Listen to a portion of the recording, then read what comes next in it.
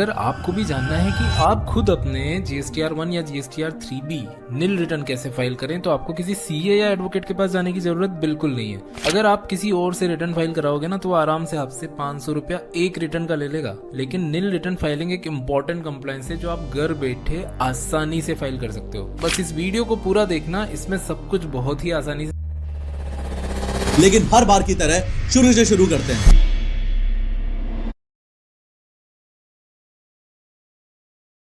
आज हम समझेंगे nil GSTR 1 and GSTR 3B file करने का step by step process. Nil returns file करना मैंडेटरी है, चाहे आपकी सेल्स या आउटवर्ड सप्लाई जीरो ही क्यों ना हो, ताकि आप अननेसेसरी पेनल्टीज से बच सकें। और टाइमली कंप्लायंस आपके बिजनेस की फाइनेंशियल हेल्थ को बनाए रखता है, इसलिए इस वीडियो को ध्यान से पूरा देखिए। तो आपको सबसे पहले ब्राउजर ओपन करना है, GST पोर्टल पर लॉग इन करना है अपना यूजर आईडी और पासवर्ड और कैप्चा डाल के। लॉग इन पर क्लिक कीजिए। अब आप GST पोर्टल के डैशबोर्ड पर पहुंच जाएंगे। रिटर्न्स टैब वहां पर आ रहा होगा, उस पे क्लिक कीजिए, फिर रिटर्न डैशबोर्ड पर क्लिक कीजिए। यहाँ आपको अपना फाइनेंशियल ईयर और फाइलिंग पीरियड सेलेक्ट करना होगा।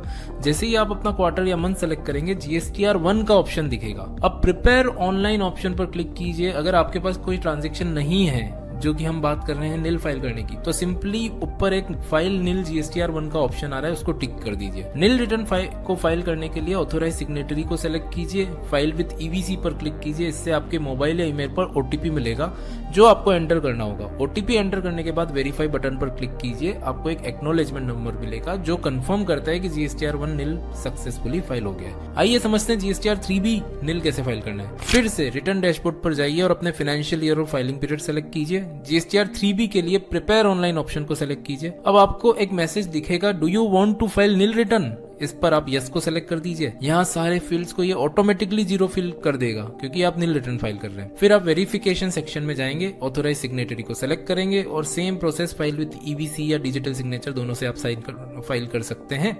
आपको फिर से मोबाइल पर OTP आएगा जो आपको एंटर करना होगा और उसके बाद आपका GSTR 3B सक्सेसफुली नील रिटर्न फाइल हो चुका है। तो दोस्तों, आपको नील रिटर्न फाइल क्यों करना है? उसका रीजन है कि नील रिटर्न फाइल करना मैंडेटरी है, भले ही आपका सेल्स हो या नहीं हो। अगर आपने नील रिटर्न फाइल नहीं किया तो आपको पेनल्टीज लग जाएगी और आपके बिजनेस पे एक्स्ट्रा फाइनेंशियल बर्डन आ जाएगा। यही नहीं, आपका ईबे बिल भी ब्लॉक हो सकता है। अगर आप 2 महीने तक नील रिटर्न फाइल नहीं करते तो ईबे बिल जनरेशन ब्लॉक हो जाता है। इसका मतलब है कि आप अपने गुड्स को ट्रांसपोर्ट ही नहीं कर पाएंगे। And last and most important is, अगर आपने नील रिटर्न भी फाइल नहीं किए और रिटर्न ही फाइल नहीं किए ना, तो आपका रजिस्ट्रेशन ही सस्पेंड हो जाएगा।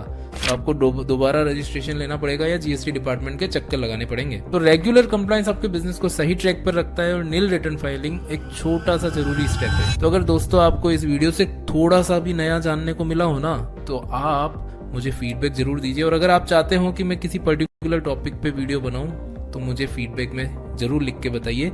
This is CA Shubham Malu.